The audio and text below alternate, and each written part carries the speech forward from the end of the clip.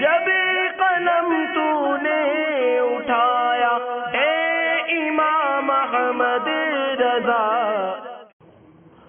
الحمدللہ رب العالمین والصلاة والسلام علی سید المرسلین اما بعد فاعوذ باللہ من الشیطان الرجیم بسم اللہ الرحمن الرحیم. الصلاة والسلام علیک یا رسول اللہ وعلی آلک واصحابک یا حبیب اللہ.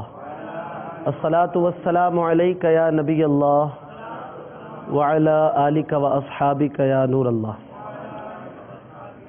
میٹھے میٹھے اسلامی بھائیوں اور مدنی چینل کے ناظرین، فیضان اعلیٰ حضرت سلسلے میں آپ کو خوش آمدید کہتے ہیں.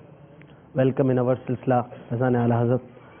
الحمدللہ عز و جل مدنی چینل پہلی سفر المظفر سے ہی فیضان اعلیٰ حضرت کے مختلف سلسلے مختلف رنگا رنگ کے مدنی پھولوں کے ساتھ آپ کی بارگاہ میں پیش کرنے کی سعادت پا رہا ہے. اور الحمدللہ 11 سفر المظفر سے اسپیشل ٹرانسمیشن فیضان اعلیٰ حضرت کے نام سے روزانہ رات 8 بجے پیش کرنے کی صحیح کی جا رہی ہے. آج بھی الحمدللہ عز و جل اسی قسم کی کچھ نیتوں کے ساتھ جذبات کے ساتھ آپ کی بارگاہ میں حاضر ہوئے ہیں. انشاءاللہ عز و جل سیرت اعلیٰ حضرت کے کچھ پہلوؤں پر گفتگو کریں گے، انشاءاللہ ان سے مدنی پھول چنیں گے.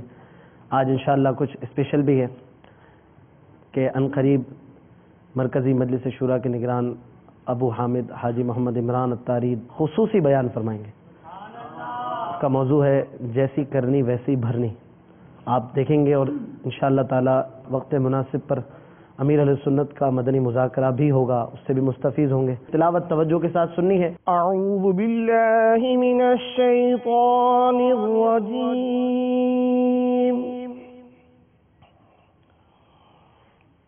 بسم اللہ الرحمن الرحیم.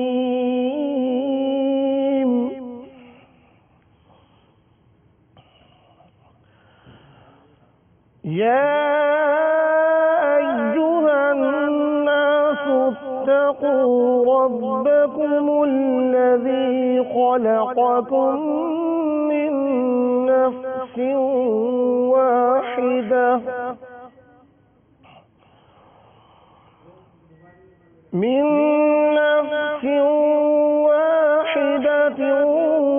وخلق منها زوجها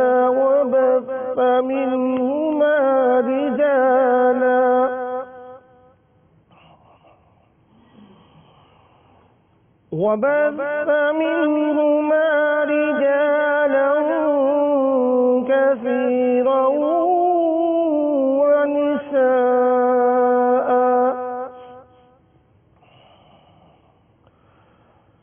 واتقوا الله الذي تساءلون به والأرحام إن الله كان عليكم رقيبا. نعمتیں بانٹتا جس سمت وہ ذیشان گیا. نعمتیں بانٹتا جس سمت وہ ذیشان گیا.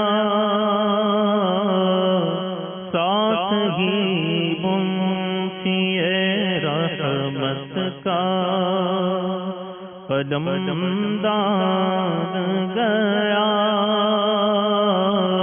ساتھ ہی منشی رحمت کا قدم دان گیا. لے خبر جلد کے غیروں کی طرف دھیان گیا. لے خبر جلد کے غیروں کی طرف دھیان گیا.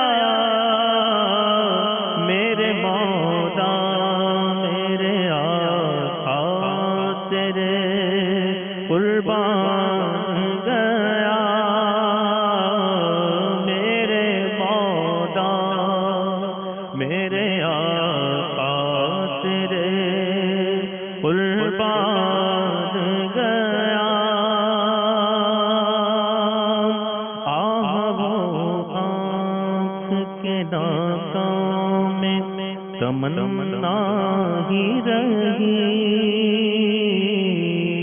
ہائے وہ دل جو تیرے در سے پرارمان گیا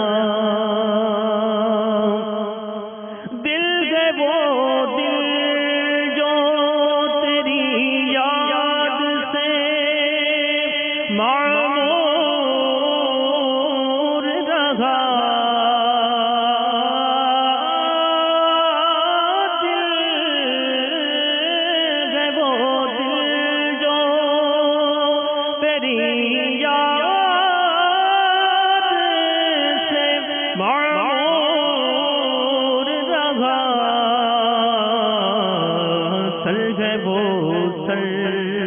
جو تیرے قدموں پہ قربان گیا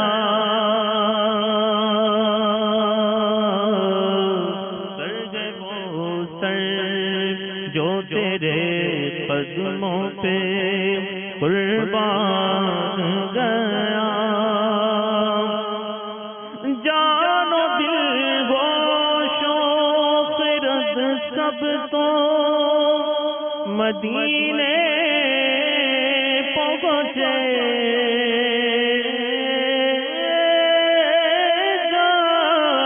جان و دل گوش و خرد سب تو مدینے پہنچے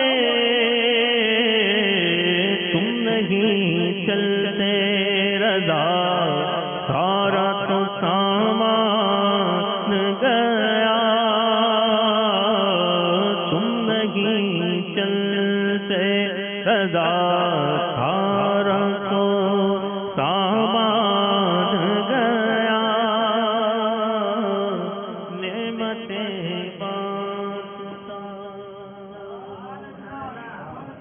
میٹھے میٹھے اسلامی بھائیوں اور مدنی چینل کے ناظرین، جیسا کہ شروع میں اعلان کیا گیا تھا، انشاءاللہ عز و جل آج کچھ آپ کو خصوصی اس سلسلے میں دیکھنے کو ملے گا، سننے کو ملے گا انشاءاللہ۔ آپ اس بیان کو سنیں اور ہو سکے تو اس کے مدنی پھولوں کو لکھنے کی بھی ترکیب بنائیں۔ صلو علی الحبیب صلی اللہ تعالی علی محمد۔ الحمدللہ رب العالمین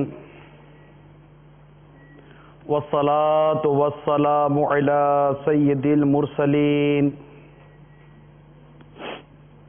اما بعد فاعوذ باللہ من الشیطان الرجیم بسم اللہ الرحمن الرحیم الصلاة والسلام علیک یا رسول اللہ وعلى آلك وأصحابك يا حبيب الله الصلاة والسلام عليك يا نبي الله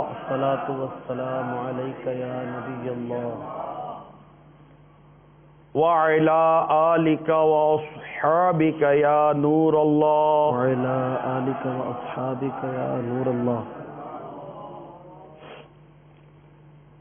فرمان مصطفیٰ صلی اللہ تعالی علیہ وآلہ وسلم،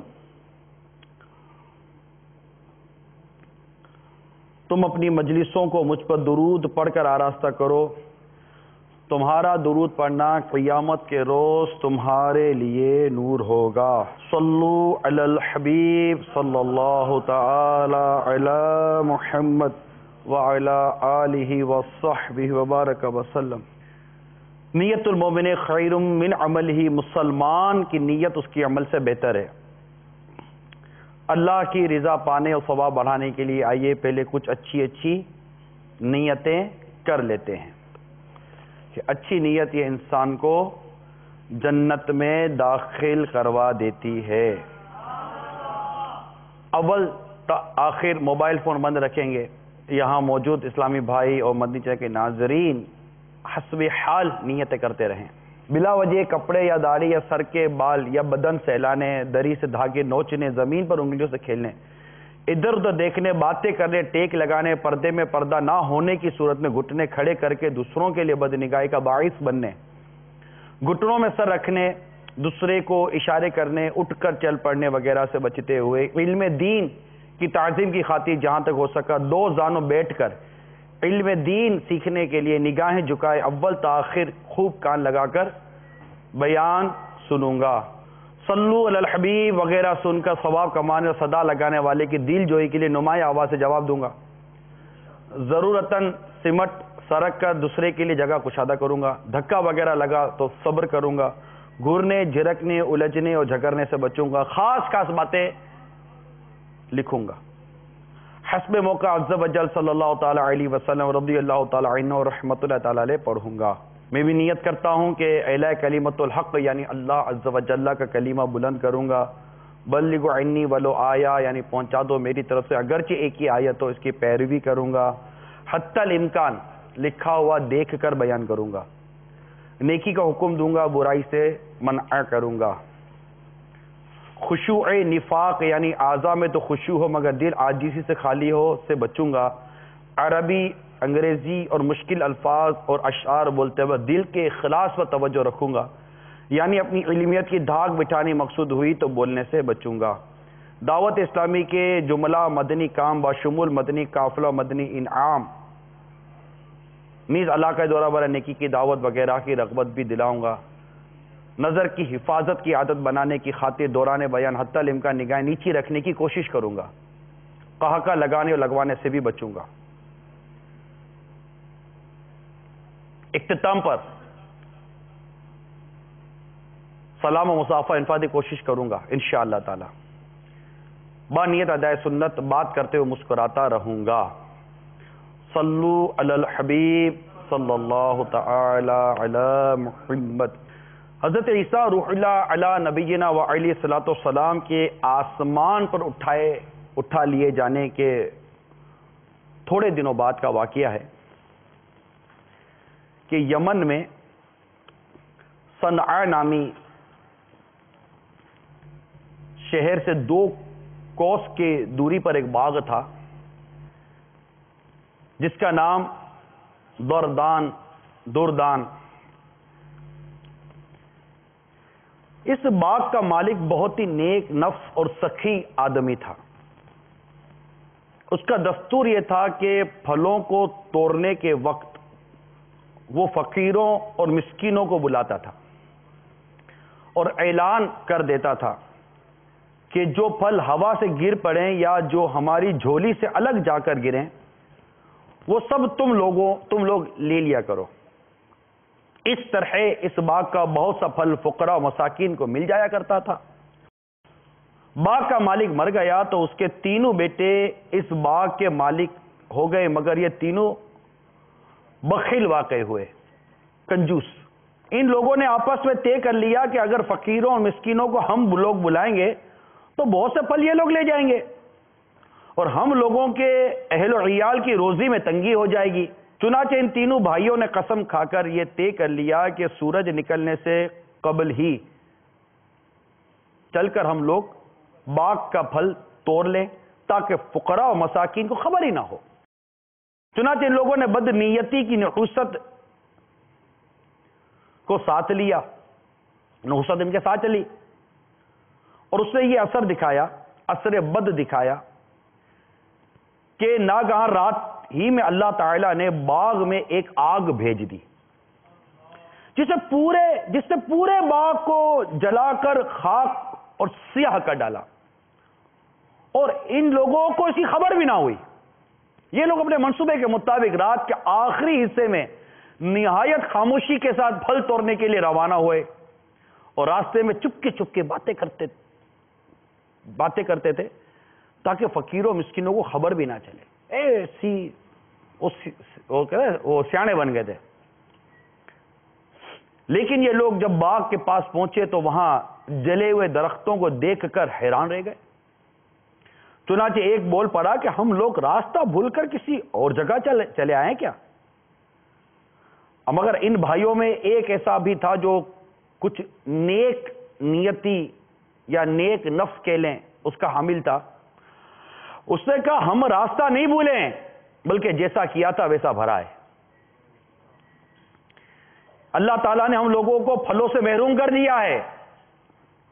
لہذا تم لوگ خدا کی تسبیح پڑھو تو ان سبوں نے یہ پڑھنا شروع کر دیا یعنی ہمارے رب کے لیے پاکی ہے, ہم لوگ یقیناً ظالم ہیں کہ ہم نے فقراء مساکین کا حق مار لیا. پھر وہ تینوں بھائی ایک دوسرے کو ملامت کرنے لگے اور آخر میں یہ کہنے لگے جس کو قرآن پاک کے سورہ قلم کی آیت نمبر 32 میں نقل کیا گیا, ترجمہ کنز الایمان. امید ہے کہ ہمیں ہمارا رب اس سے بہتر بدل دے, ہم اپنے رب کی طرف رغبت لاتے ہیں. حضرت عبداللہ بن مسعود رضی اللہ تعالی عنہ نے فرمایا کہ ان لوگوں نے سچے دل سے توبہ کر لی تو اللہ تعالیٰ نے ان لوگوں کی توبہ قبول فرما لی اور پھر ان لوگوں کو اس کے بدلے ایک دوسرا باغ عطا فرما دیا جس میں بہت زیادہ اور بہت بڑے بڑے پھل آنے لگے. اس میں ایک ایک انگور اتنا بڑا بڑا ہوتا تھا کہ اس کا ایک خوشہ ایک کھچر کا بوجھ ہو جایا کرتا تھا. ابو خالد یمانی کا بیان ہے کہ میں اس باغ میں گیا تھا, میں نے دیکھا کہ اس باغ میں انگوروں کے خوشے حبشی آدمی کے قد کے برابر بڑے بڑے ہوتے تھے. صلو علی الحبیب توبوا الی اللہ صلو علی الحبیب صلی اللہ تعالی.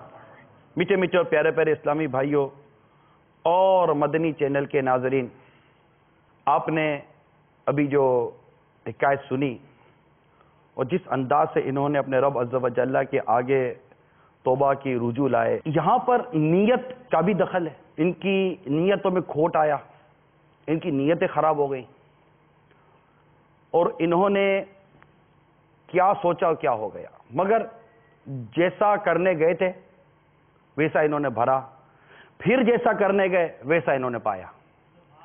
دونوں طرف سے جیسی کرنی ویسی بھرنی. یہ صرف منفی پہلو کے لیے نہیں ہوتا, یہ مثبت پہلو بھی اس میں لیا جاتا ہے. اچھا کرو گے اچھا پاؤ گے, برا کرو گے برا پاؤ گے. کر بھلا تو ہو بھلا, عزت کرو عزت پاؤ گے, لوگوں کو ذلیل کرتے رہو گے تو ذلت تمہارا مقدر بنے گی.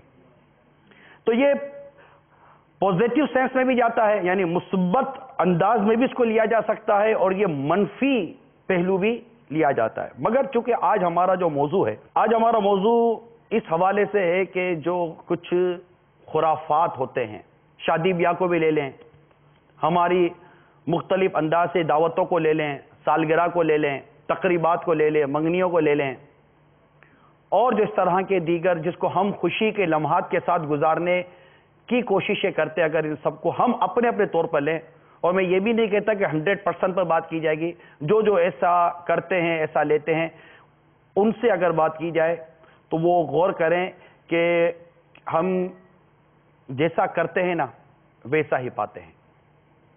کما تدین تدان, جیسا کرو گے ویسا بھرو گے. یہ اعلیٰ حضرت امام اہل سنت کا جو جمعۃ المبارک کا جو خطبہ ہے اس میں سنتے ہیں اور اس میں یہ جملہ ہم پاتے ہیں کما تدین تدان.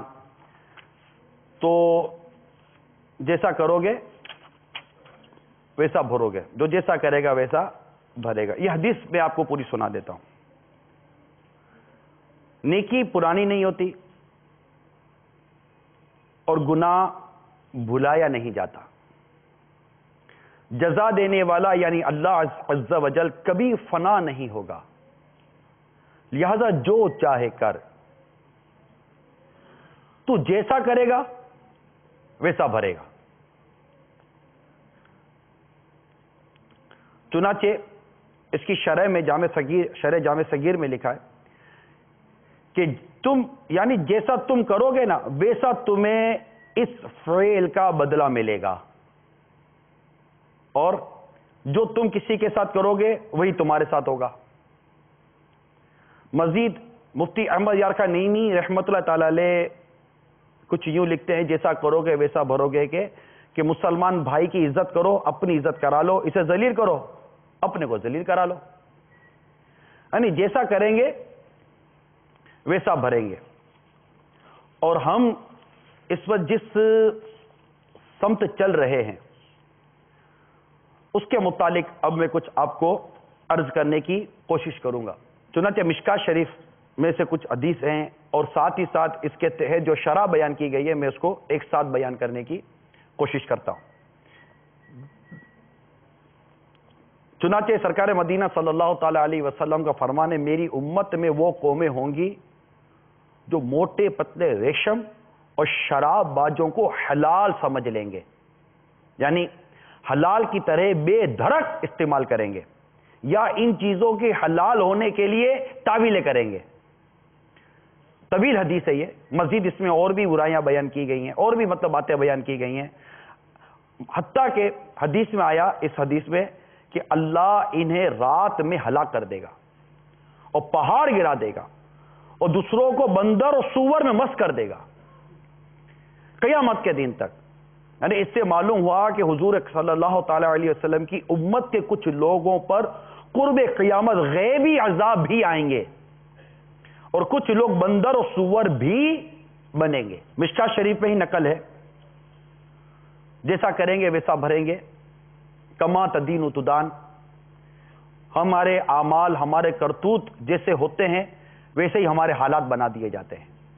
اور وہ ارشاد بھی یاد رکھیے کہ جو قوم اپنی حالت نہیں بدلتی اس کی حالت نہیں بدلی جاتی۔ ان تمام تر پہلوؤں کو سامنے رکھیے اور پھر غور کیجئے، پھر اس روایت کو، اس آیت کو سامنے رکھیے کہ تم پر جو مصیبت آتی ہے وہ تمہارے ہاتھوں کی کمائی ہے اور بہت کچھ تو اللہ معاف فرما دیتا ہے۔ ان تمام پہلوؤں کو سامنے رکھ کر اور پھر آئیے اپنی حالت ظاہر پر غور کرتے ہیں کہ کیسا کریں گے تو کیسا ہو جاتا ہے، کیسے حالات ہوتے ہیں اور اس کا نتیجہ کیا نکلتا ہے۔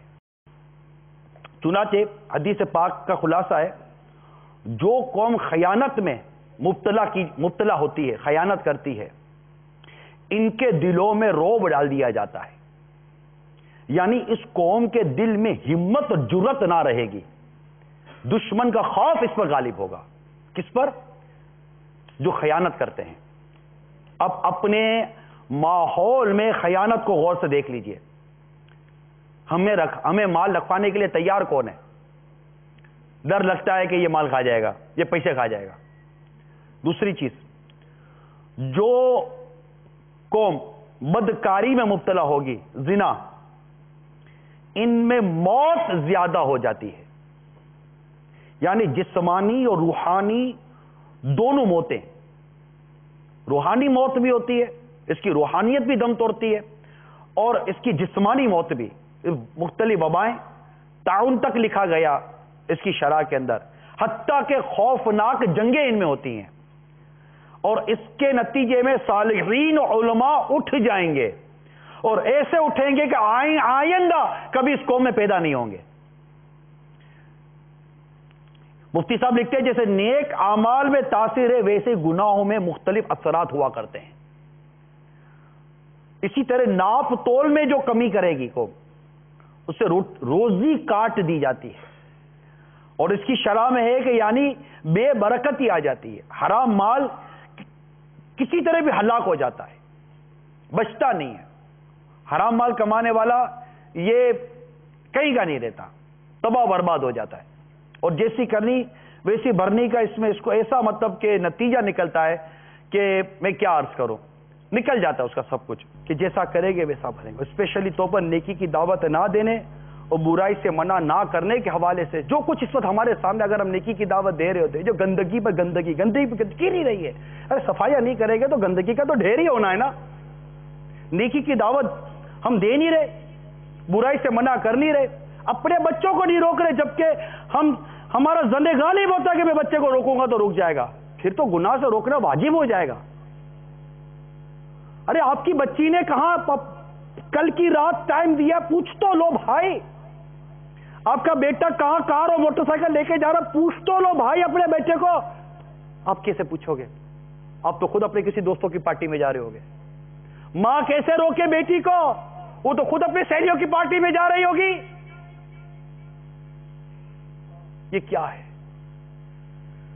کس طرح ہم اپنی زندگی گزار رہے ہیں؟ صلو علی الحبیب صلی اللہ تعالی علی محمد. السلام علیکم ورحمۃ اللہ وبرکاتہ. وعلیکم السلام ورحمۃ اللہ وبرکاتہ. میں محمد عدنان اتاری. باپا کی بارگاہ میں میرا سوال ہے، آج کل گاجر کا موسم ہے، آپ نے کل اس کا تذکرہ بھی کیا تھا اور کہا تھا کہ اس کے بہت فوائد ہیں، تو اگر ہمیں مزید کچھ بتا دیجیے، جزاک اللہ خیرہ. آمین. گاجر یہ غریبوں کا سیب کہلاتا ہے اور وٹامنز سے بھرپور ہوتا ہے، اور سردیوں میں ہمارے یہاں اس کی خاص یعنی موسم آتا ہے.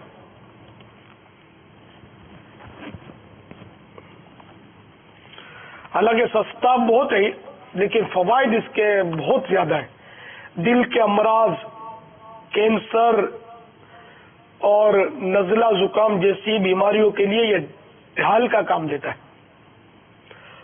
خون کے زہریلے اثرات کو خارج کرتا اور موٹاپا کم کرتا ہے. دمے کے لیے بھی فائدہ مند ہے. گاجر کا رس جو ہے وہ معدے کے السر کے لیے مفید، اور کچا گاجر بطور سلاد بھی کھایا جاتا ہے.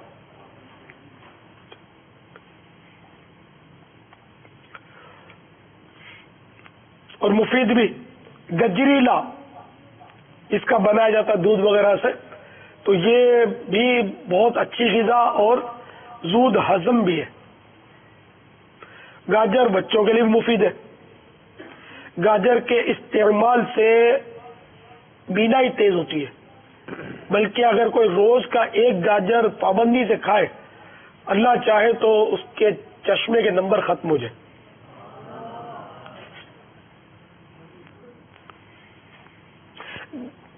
گاجر میں چونکہ کھاری اجزاء نمکیات بھی موجود ہیں تو اس کی وجہ سے خون بھی صاف ہوتا ہے. گاجر کے جوس میں مصری ڈالی جائے. مصری یہ آپ نے دیکھے ہوں گے شکر کی ڈلیاں ہوتی ہے، ہمارے یہاں مصری کے نام سے ہی پہچان ہوتی ہے اس کی. یہ مصری ڈال کر اگر گاجر کا جوس پیا جائے تو یرقان کی بیماری کو ختم کرتا ہے. یرقان میننگ پیلیا. گاجر کھانے سے خون بڑھتا ہے اور چہرے کی رنگت بھی نکھرتی ہے. گاجر کا جوس یوں تو سب کے لیے مفید ہے، مگر جو امید سے ہو ان حاملہ عورت، وہ ابتدائی دنوں میں اگر پیے گی تو اس کے لیے کافی مضر ہے، کیونکہ یہ پیشاب کی نالیوں کی دیواروں میں زہریلا پن پیدا کرتا ہے، جس سے وہ کچا حمل گر جانے کا اندیشہ ہے. البتہ عام طور پر یہ گاجر جو ہے یہ مفید ہے. کھانا کھانے کے بعد اگر ایک گاجر جو چبا کر کھا لیا کرے تو اس کے منہ میں اگر کوئی جراثیم خوراک کے ذریعے پہنچے ہیں تو وہ مارے جائیں گے، دانت صاف ہوں گے. اچھا، پھر دانتوں کی خلاؤں میں جو ہم وہ خلال کرتے، تو خلال کا نعمل بدل نہیں ہے، خلال تو کرنا چاہیے، لکڑی کی تنکے سے سنت ہے، لیکن یہ اس گاجر جو ہے یہ کام بھی کرتی ہے کہ دانتوں کے خلاؤں سے خوراک کے اجزاء نکال دیتی ہے. اگر مسوڑوں میں خون آتا ہو تو اس کو بند کرتی ہے اور دانتوں کے گرنے کے عمل کو بھی روکتا ہے. گاجر چبا کر کھانے سے لعاب دہن میں اضافہ ہوتا ہے، ہاضمے کا عمل تیز ہو جاتا ہے.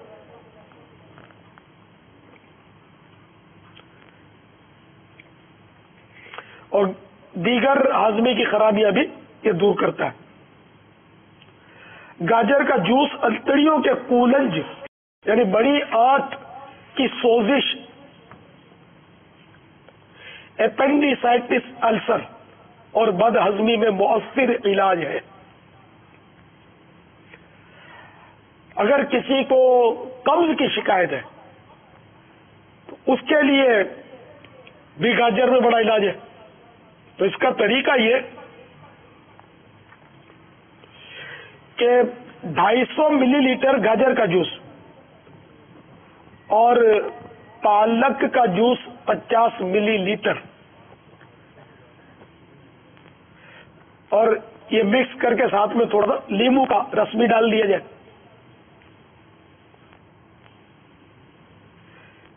پالک کا جوس یہ انتڑیوں کو صاف کرتا ہے، اور یہ مشترکہ مشروب، یہ کمپاؤنڈ پینے کے فوراً بعد اپنا اثر نہیں دکھاتا، لیکن 2 ماہ تک اگر کوئی استعمال کرتا رہے نا تو اس کے انتڑیوں کا نظام جو ہے نا باقاعدہ یہ درست ہو جائے گا۔ جب طبی مانیپول ہے، یہ بانجھ پن کا بھی اس میں علاج ہے، یعنی اگر بانجھ عورت مسلسل گاجر استعمال کر ہے تو انشاءاللہ اس کو بھی یہ فائدہ دے گا، کیونکہ بانجھ پن کے اسباب میں سے ایک سبب یہ ہے کہ ایسی غذا کا استعمال جس سے انزائمز، مطلب یعنی کہ زائل ہو چکے ہوں، یا انزائمز یہ زائل ہو چکے ہوں، اور یہ انزائمز جو ہے خاص کر تلی ہوئی غذاؤں کے ذریعے بھی ختم ہوتے ہیں۔ تو جو عورت تلی ہوئی غذائیں بکثرت استعمال کرتی ہوگی تو شاید وہ بانجھ ہو جائے۔ تو آج کل اولاد کی کمی کی عام شکایت بھی ہے، اور تلی ہوئی چیزوں کی دھوم دھام بھی ہے، تو غور کر لیا جائے اس پر۔ دیگر بیماریاں بھی بہت ساری ہوتی ہیں تلی ہوئی، یہ بجیے، پکوڑے، سموسے وغیرہ سے، تو اس پر اگر صبر کرے نا، کبھی کبھی کوئی اکا دکا پیس کھا لے، اس کا اور باقاعدگی سے کھانا، اس میں بڑا فرق ہوتا ہے۔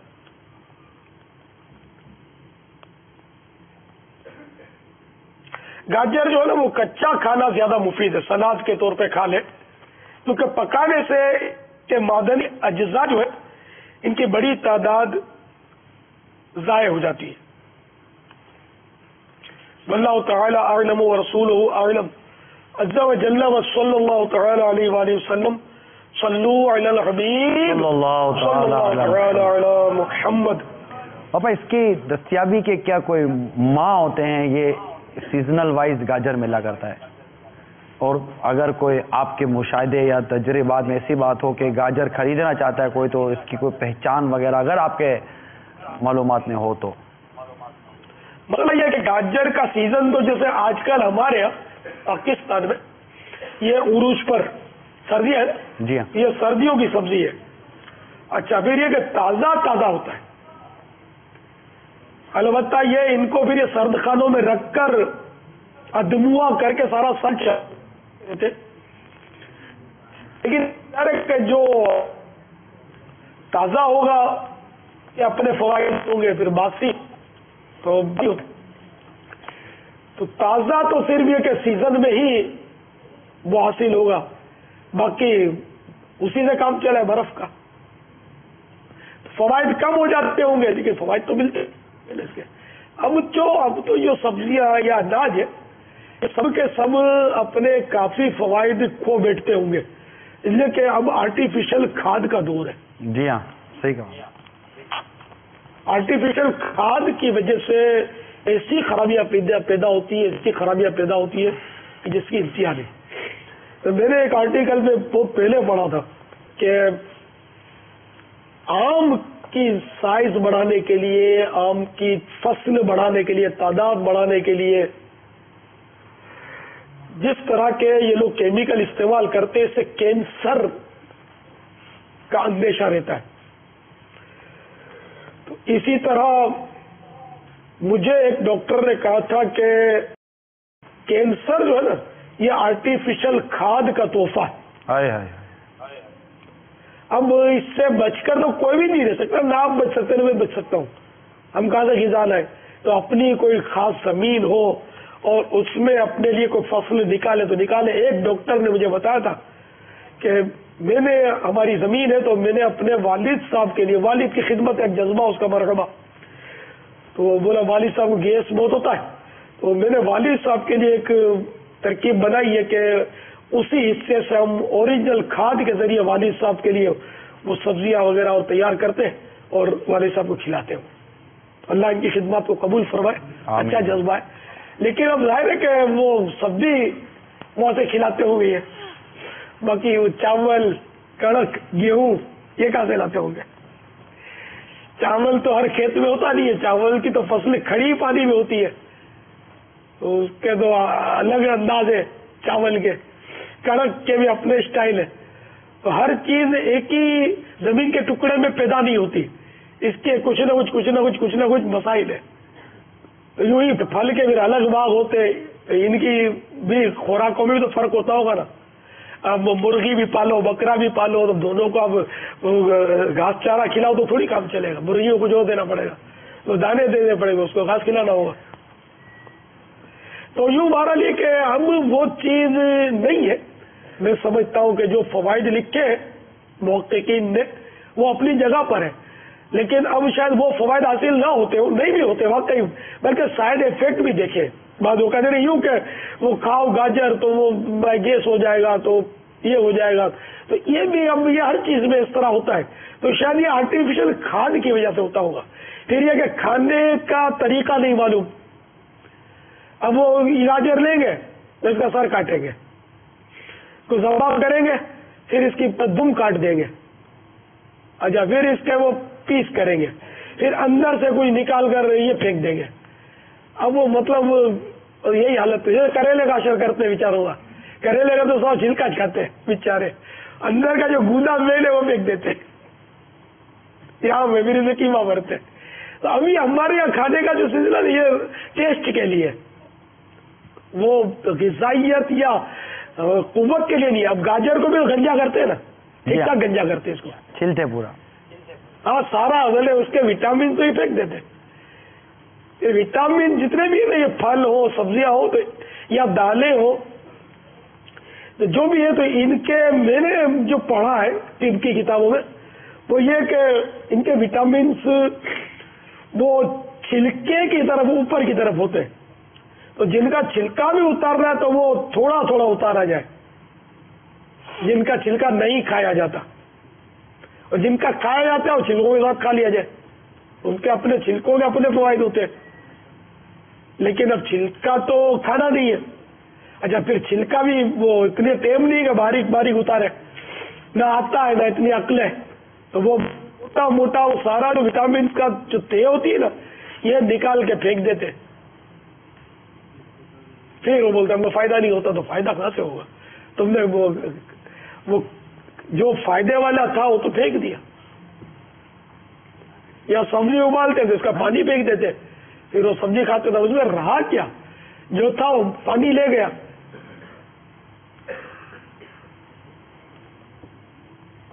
تو اس لیے وہ نہ کھانا آتا ہے، نہ پکانا آتا ہے، نہ سبزیاں کاٹنا آتا ہے، نہ کچھ بھی نہیں آتا. اگر گاجر کھانا ہے تو اس کا سر اس طرح کاٹے کہ وہ تھوڑا سا اوپر کا حصہ جو کھردرا ہوتا ہے نا، وہ اصل وہ کھایا نہیں جاتا، بہتا نہیں ہے. کھائے تو اس کا نقصان تو سمجھ میں نہیں آتا کہ کوئی ہو. تو اب یہ کہ تھوڑا سا چھری کی نوک سے وہ کھرچ لیا جائے، سمجھ میں یہ آتا ہے، اور اس کی دم کو نہ چھیڑا جائے. وہ تو بالکل کولی ہوتی ہے، نرم ہوتی ہے الٹا. پھر اندر سے کچھ نکالنے کی ضرورت نہیں، اس میں آتے اور آلائشیں نہیں ہوتی گاجر کے اندر، یہ وہ کھا لیا جائے. ارے چھیلنا کیا چھیلو گے اس کو؟ اب اس کا تربوز کی طرح کوئی سخت چھلکا تو نہیں ہے، تو پھر بھی کھاوا گا مطلب چھریاں چلاتے، چھیل ڈالتے بیچارے کو، گنجا کر دیتے بالکل. اچھا ان کے بال کیا بولتے ہیں آپ کو یار؟ بال کھا لو نا، یہ جڑیں ہیں. اگر بال نہیں کھواتے تو ٹھیک ہے، کینچی سے کاٹ دو یا چھری سے وہ ہلکا شیو بنا لو. اس کا اپنا شیو بناتا تو کوئی چمڑی چھیلتا ہے، تو گاجر کی چمڑی چھیل ڈالتے.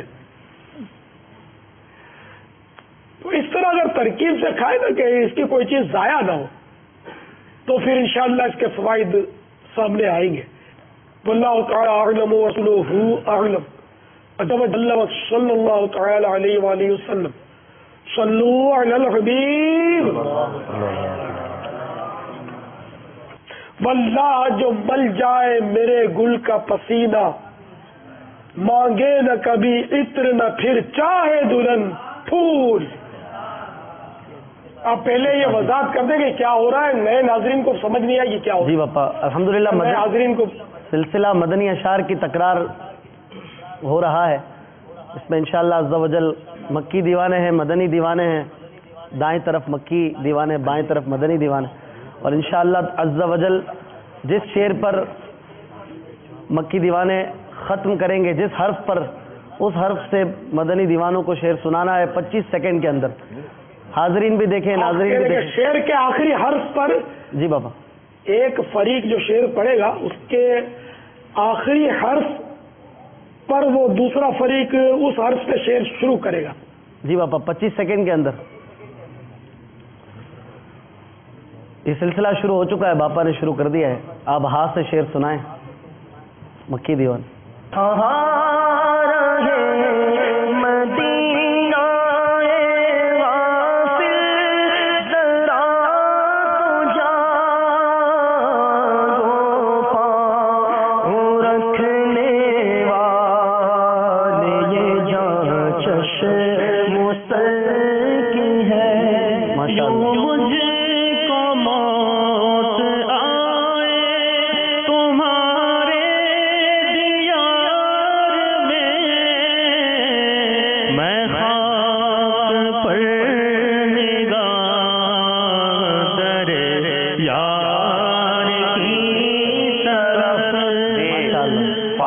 یہ شعر ہمارے مدنی اشعار کی تکرار میں تیسری بار آج پڑھا گیا ہے ماشاءاللہ. یوں یاد ہے ہمارے نعت خوانوں کو. طرف والا شعر پا سے وہی اس طرح ہی ہو نا. فکر رضا کو کر دیا عالم میں آشکار, فکر رضا کو کر دیا عالم میں آشکار, یہ تیرا اونچا کام ہے الیاس قادری, یہ تیرا اونچا کام ہے الیاس قادری. ماشاءاللہ. یا سے شعر یا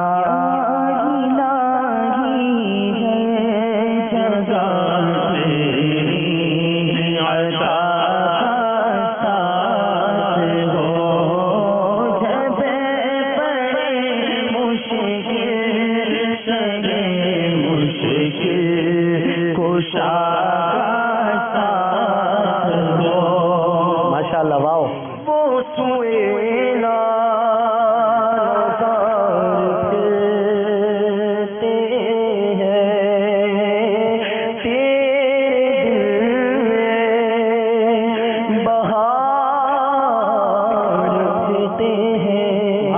آپ کو بھی مل کے پڑھنے کی اجازت ہے, ناظرین بھی مل کے جم جم کے پڑھ سکتے ہیں. پھرتے ہیں نون سے شعر. نہ ہو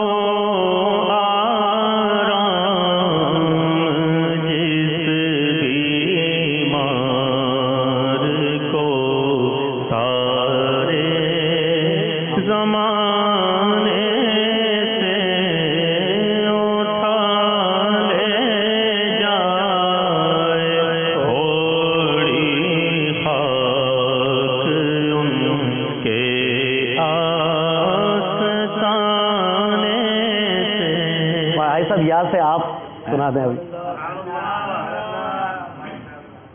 اب اکثر ایک بہت پیارا شعر پڑھتے ہیں اعلیٰ حضرت کا. یاد میں جس کی نہیں ہوش تنو جان کو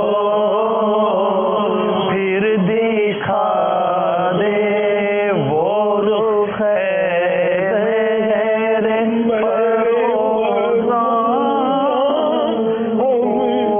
سبحان اللہ. واو سے کیا جو دوپہر میں بس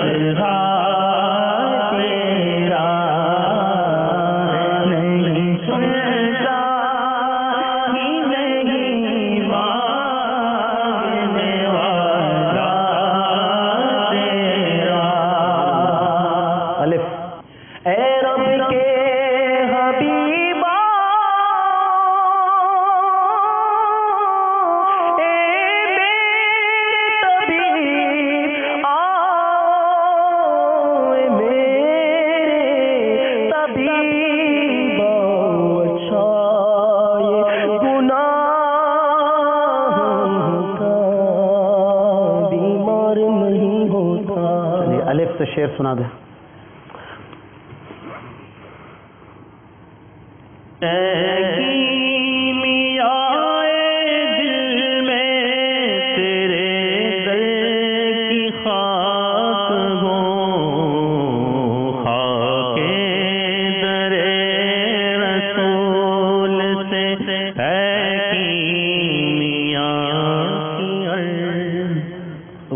چلیے ضاد ضاد سے ضاد سے شعر. آپ کا وقت شروع ہو چکا ہے اور یہ جو شعر ہوگا وہ آخری شعر ہوگا جو آپ انہیں دیں گے اگر دے پائے تو. چلیے آپ بھی سوچئے ضاد سے شعر اگر آتا ہو تو. مکی دیوانے ضاد ضاد ایک ہی ہے.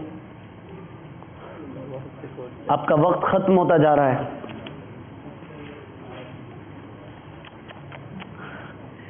ضاد سے کل بھی شعر پڑھا گیا ہے پرسوں. وقت ختم ہوتا جا رہا ہے آصف بھائی. 10 سیکنڈ. 9 10 8 7 6 کیا غصہ 4 3 آخری منٹ میں 1. آپ کا وقت ختم ہو چکا ہے مکی دیوانے. میں سنا دوں. چلو آپ کے پاس آیا تو ٹھیک ہے. آپ کے پاس ہے یہ تیاری تو کر کے آئے. اب آپ سنا دیجیے. ان کا بھی سن لیں گے. ذوف مانا سبحان اللہ مگر اے ظالم دل ان کے رستے میں تو تھکا نہ کرے. سبحان اللہ. آپ کیا تیاری کر کے آئے ذوات سے؟ ایک ہی ہے تو طرز میں پڑھنا. ذوف مانا مگر یہ ظالم دل ان کے راستے میں تو تھکا نہ کرے. ماشاءاللہ. یہ ظالم نہیں اے ظالم دل. ماشاءاللہ. تو آج پھر مدنی دیوانے سبقت لے گئے اور آخری منٹ میں. چلیے انہیں اب ہم تحفہ پیش کرتے ہیں. بہت ہی پیاری کتاب دعوت اسلامی کے مکتبۃ المدینہ نے شائع کر دی ہے المدینۃ العلمیہ کی وساطت سے. اس کا نام ہے فتاوی اہل سنت اور یہ احکام زکوٰۃ پر لکھی گئی کتاب ہے. مکتبۃ المدینہ سے یہ حاصل کی جا سکتی ہے. دعوت اسلامی کی ویب سائٹ www.dawatislami.net پر بھی اسے امید ہے کہ دیکھا جا سکتا ہوگا. مدنی چینل کے ناظرین بھی اسے حاصل فرمائیں. بہت ہی پیاری اور منفرد کتاب ہے. احکام زکوٰۃ پر انتہائی مفصل اور آج کل کے دور کے اعتبار سے بہت ہی جدید مسائل کو اس میں ذکر کیا گیا ہے. ایسا یہ جو تحفہ مدنی چینل کی طرف سے پیش کیا جا رہا ہے اگر وہ تحفہ جو باپا عطا فرماتے ہیں پڑھنے کا جی ماشاء وہ بھی ہم لے لیتے ہیں ان سے. لے کب تک پڑھ لیں گے انشاءاللہ یہ کتاب؟ نیت کا اظہار فرما دیجئے. غور سوچ کے بتائیے. انشاءاللہ زخیم کتاب اور سمجھ کے پڑھنے کی 112 دن میں انشاءاللہ. ماشاءاللہ. تقریباً 4 ماہ میں. آپ بھی انشاءاللہ جامعۃ المدینہ کے اسلامی بھائی 25 دن میں انشاءاللہ. 25 دن میں ماشاءاللہ. یہ سب عطا فرمائیں. سبحان اللہ. ان کے لیے زور سے سبحان اللہ کہہ دیجیے. المدینہ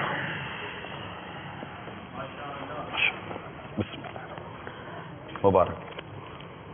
ماشاءاللہ. اور وہ اسلامی بھائی جو آج پیچھے رہ گئے ان کے لیے بھی تحفہ ہے.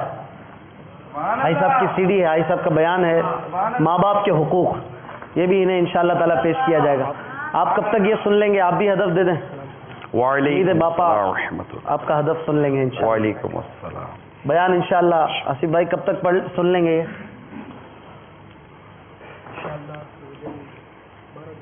12 دن میں سن لیں گے. آپ بھی انشاءاللہ انشاءاللہ.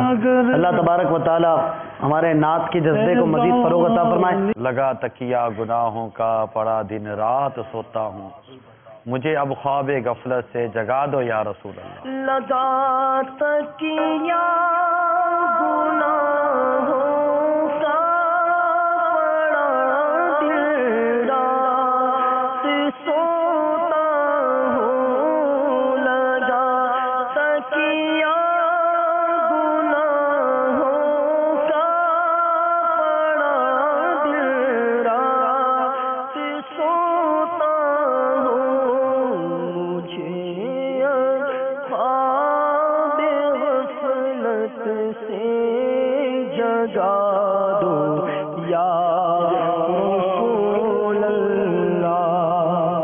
ہمیں ہریال گنبد کے تلے قدموں میں ماتائے سلامت دے کے جائیں دین و ایمان یا رسول اللہ۔ علم کا چشمہ گواہے معجزہ تحریر میں، علم کا چشمہ گواہے معجزہ تحریر میں، جب